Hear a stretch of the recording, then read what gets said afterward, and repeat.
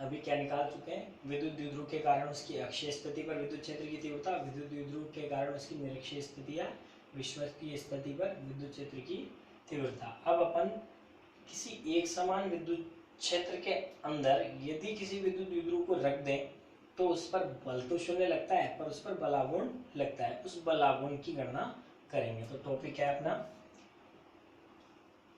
एक समान विद्युत क्षेत्र में बल आघूर्ण। ठीक है साहब, इसकी गणना अपन करेंगे। तो इसकी गणना करें तो इसके पहले अपन को एक चीज समझने वाली बात है, समरूप विद्युत क्षेत्र किसे कहते हैं। एक ऐसा विद्युत क्षेत्र जिसके प्रत्येक बिंदु पर विद्युत क्षेत्र की तीव्रता का परिमाण और दिशा समान हो, क्या कहलाएगा, समरूप विद्युत क्षेत्र। तो जब कभी अपन को समरूप विद्युत क्षेत्र डिफाइन करना हो, बनाना हो, तो उसके लिए अपन समानांतर क्षेत्र रेखाएं बनाएं और उनके मध्य का जो गैप है वो भी बिल्कुल बराबर बनाए, तो उसे समरूप विद्युत क्षेत्र कहते हैं। ठीक है ना। फिर देखें यहाँ पर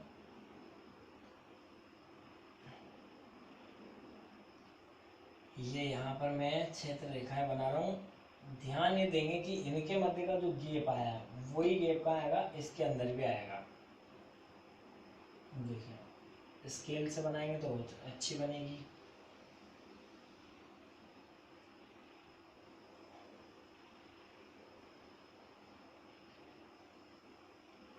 लो साहब, ये मेरे पास समरूप विद्युत क्षेत्र आ गया। तीर का निशान विद्युत क्षेत्र की तीव्रता की दिशा को प्रदर्शित करता है। अब इस समरूप विद्युत क्षेत्र में ध्यान रखना सभी की दिशा समान है और में गैप बराबर, इसका मतलब इनका परिमाण भी समान है। तो क्या हो गया, समरूप विद्युत क्षेत्र हो गया। ठीक है ना। अब अपन यहाँ पर ये समझे कि ये समरूप विद्युत क्षेत्र है तो इसमें एक विद्युत द्विध्रुव रखा है। विद्युत द्विध्रुव जो रखा है वो समरूप विद्युत क्षेत्र के साथ किसी थीटा कोणीय स्थिति पे रखा है। ये समझने वाली बात है अपने लिए। तो ये यहाँ पर अपने पास विद्युत द्विध्रुव को बना देते हैं तरीके से। चित्र जितने अच्छे बनाओगे उतना ही अच्छा लगेगा। ठीक है, यहाँ पर प्लस आवेश बना देता हूँ, यहाँ पर माइनस आवेश बना देता हूँ। विद्युत द्विध्रुव की जो दिशा थी मैंने बताया था तुम्हारे को, वो किधर होती है, माइनस से प्लस की ओर। ठीक है, अब ये थीटा कोण बना रहा है तो ये इसकी अक्षीय स्थिति होगी, इसे थीटा मान लेते हैं, कोई तकलीफ नहीं है। नाम भी अपन को उसको देना है, इसको ए दे देते हैं, इसको बी दे देते हैं। तो साहब अब अपने पास कितने समरूप विद्युत क्षेत्र है और इसमें क्या रखे हैं, आवेश रखे हैं, विद्युत द्विध्रुव रखा है। तो इसकी दो आवेश रखे तो दोनों पर क्या होगा, बल लगेगा। तो देखो प्लस वाले पर बल किधर लगता है, विद्युत क्षेत्र की दिशा में, ये पढ़ा है अपन ने। तो ये प्लस आवेश था, इस पर बल लगेगा विद्युत क्षेत्र की दिशा में। कितना लगेगा, एफ वेक्टर बराबर क्यू ई वेक्टर। ये मैंने कहाँ से लिख दिया, ये मैं तुम्हें पढ़ा चुका हूँ। विद्युत क्षेत्र की तीव्रता की परिभाषा पढ़ी थी अपन ने कल, तो उसमें लिखा था ई वेक्टर बराबर F vector upon Q not. इसको इधर मल्टीप्लाई कर दूंगा तो एफ वेक्टर बराबर क्या आ जाएगा, क्यू ई वेक्टर। समझ में आ गया। तो ये प्लस वाला आवेश था, इस पर बल विद्युत क्षेत्र की तीव्रता की दिशा के अनुदिश लगता है। ये माइनस है तो ये इसके विपरीत लगेगा। इसे यूं भी समझ सकते हैं कि विद्युत क्षेत्र की तीव्रता की दिशा होती है प्लस से माइनस की ओर। तो ये प्लस आवेश है तो किधर जाएगा, माइनस की ओर। ये माइनस आवेश है तो किधर आएगा, प्लस की ओर। तो इस पर जो बल लगता है वो विद्युत क्षेत्र की तीव्रता अर्थात ई वेक्टर के विपरीत दिशा में लगता है। तो इसे हम यूं लिख सकते हैं, एफ वेक्टर बराबर माइनस क्यू ई वेक्टर। तो अब इन दोनों आवेशों पर जो बल लग रहा है, अगर इन दोनों को ध्यान से देखें तो ये परिमाण में बराबर है। ये भी क्यू ई है और ये भी कितना है, क्यू ई। ठीक है, लेकिन वो प्लस वाला और ये माइनस वाला है। अगर मैं इन दोनों को जोड़ूंगा तो परिणामी का मान कितना आ जाएगा, 0। तो ध्यान दें, यदि किसी समरूप विद्युत क्षेत्र में किसी विद्युत द्विध्रुव को रखते हैं तो उस पर जो लगने वाला बल है उसका मान, परिणामी बल का मान 0 आता है। ठीक है, समझ में आ रहा है। इन दोनों को जोड़ूंगा तो परिणामी बल का मान 0 आएगा, अर्थात इस पर कोई परिणामी बल तो नहीं लगता।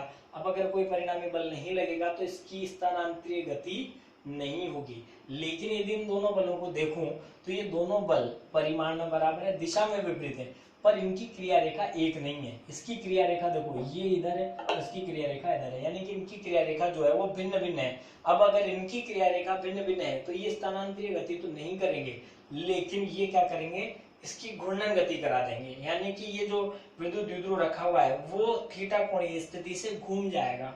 तो जब ये घूमेगा तो यहाँ पर क्या उत्पन्न होगा, एक बल युग्म आघूर्ण उत्पन्न होगा। क्या उत्पन्न होगा, बल युग्म आघूर्ण। तो यहाँ मान लेते हैं कि जैसे ही हम समरूप विद्युत क्षेत्र में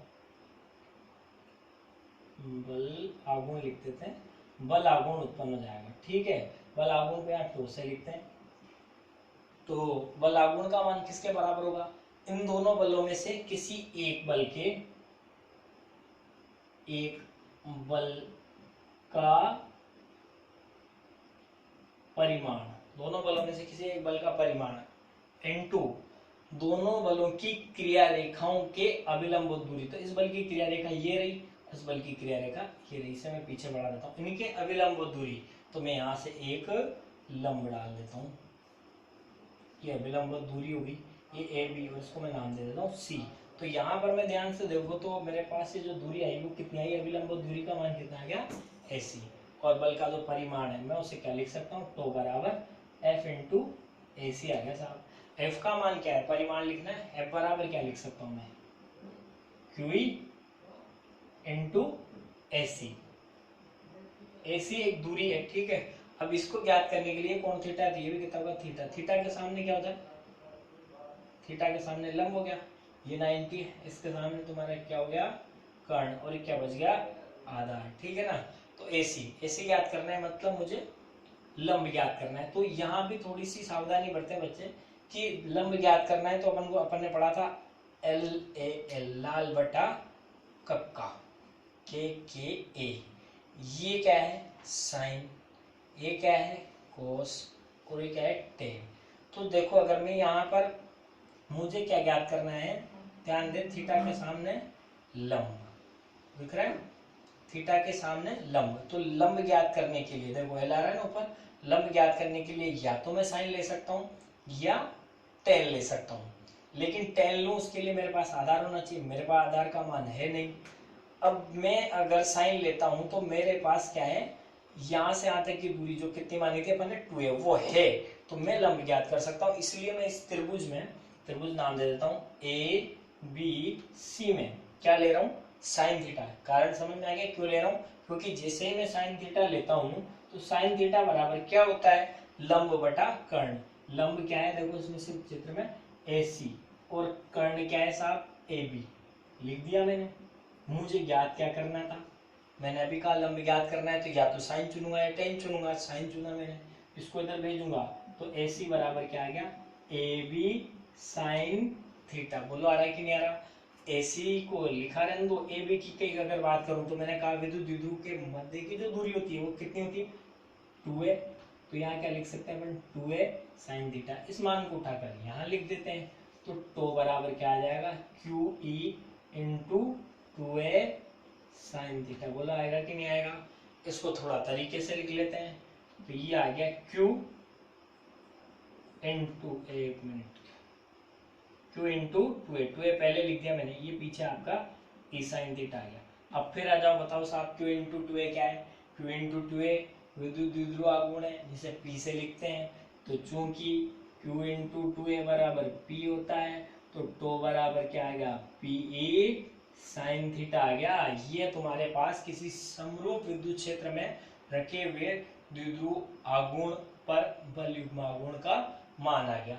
अब रही बात, चूंकि बल आघूर्ण जो है वो एक सदिश राशि है तो सदिश रूप में लिखेंगे तो टो वेक्टर बराबर P vector cross E vector, पीछे एन कैप लिख दूं तो एन कैप की जो दिशा है वो पी वेक्टर व ई वेक्टर के तल के लंबवत होगी। यानी बल आघूर्ण एक सदिश राशि है जिसकी दिशा विद्युत द्विध्रुव आघूर्ण और विद्युत क्षेत्र की तीव्रता के तल के लंबवत, तल के लंबवत अंदर या बाहर की तरफ होगी, जिसे अपन दक्षिण हस्त नियम से ज्ञात कर सकते हैं। तो ये तुम्हारे पास बल युग्म आघूर्ण का मान है। अब इसमें अपन देखे तो एक सदिश राशि है।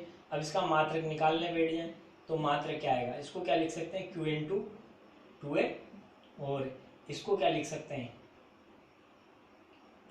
F upon Q। कल पढ़ा था अपन ने विद्युत क्षेत्र की तीव्रता में, तो Q से Q कट जाएगा।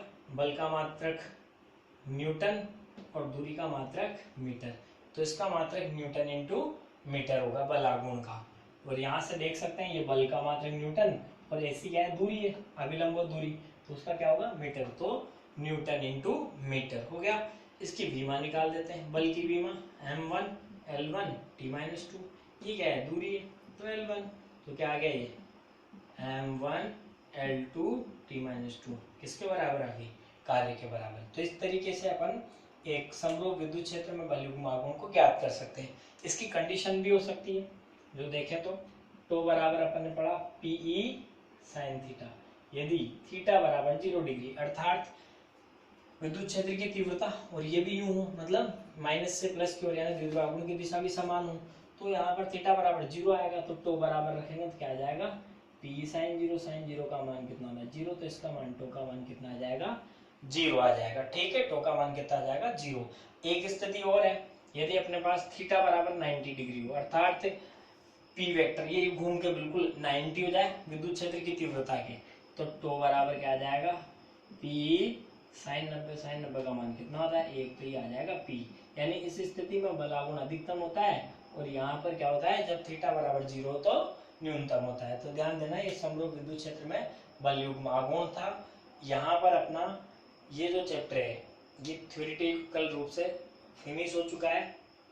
इसके कुछ न्यूमेरिकल मैंने करा दिए हैं और इसके आगे के न्यूमेरिकल अगले वीडियो में करा दूंगा। ठीक है, और आपको अगर इससे आगे की तरफ भी पढ़ना है तो सबसे पहले इस चैनल को सब्सक्राइब करें ताकि आपको आगे के नए नए वीडियो मिलते रहें। इस तरीके से अपन बहुत कम पार्ट में ही पूरे चैप्टर फिनिश कर देंगे, इसके न्यूमेरिकल कर लेंगे, इसके बाद आपकी टेस्ट सीरीज चलेगी। साथ में वीडियो की एक और बड़ी खासियत है, जितने भी वीडियो यूट्यूब पे डले हुए हैं उन सब वीडियो में थ्योरी तो है, बोर्ड पे डेरिवेशन भी सोल्व हो रहे हैं, लेकिन उन्होंने किसी ने भी उनके पूरे नोट्स पीडीएफ रूप में नहीं डाल रखे। अपने सारे नोट्स वीडियो की समाप्ति के बाद पीडीएफ रूप में भी आपको मिलेंगे, जिन्हें आप प्रिंट निकलवा सकते हैं और साथ के साथ जिस भी वीडियो को देखो उसके साथ पढ़ सकते हो। समझ में आया? तो सब्सक्राइब करें और पूरी फिजिक्स की तैयारी करें।